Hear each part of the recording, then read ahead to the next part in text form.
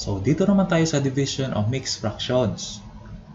Sa division of mixed fractions, kagaya sa multiplication of mixed fractions, ang dalawang fraction na mixed fraction ay itatransform muna natin sa improper fractions.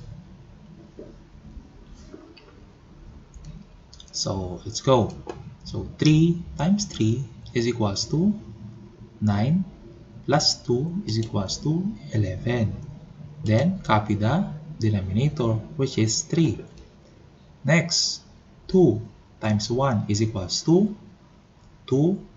Then, 2 plus 1 is equals to 3. Copy the denominator, which is 2. Then, dahil division po of fractions, i-reverse natin itong pangalawang fractions. So, magiging 2 over 3. Then, proceed to multiplication. So, 11 times 2 is equals to 22. Then, 3 times 3 is equals to 9.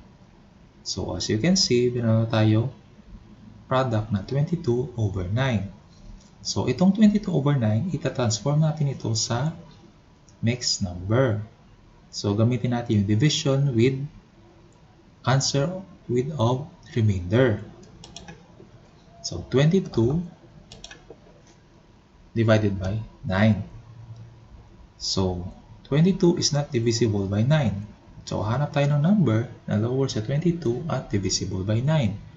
So, 18. So, 18 divided by 9 is equals to 2. Then, 2 times 9 is equals to 18. Then, proceed to subtraction.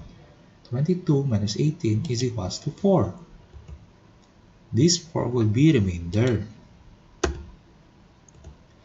Then, we have an answer of 2 and 4, 9. Ito po yung 2, yung remainder ang magiging numerator, at saka ito po yung magiging denominator. So, therefore, 3 and 2/3 divided by 1 and 1/2 is equals to 2 and 4/9. So guys, please don't forget to subscribe, like, comment, and share. Thank you.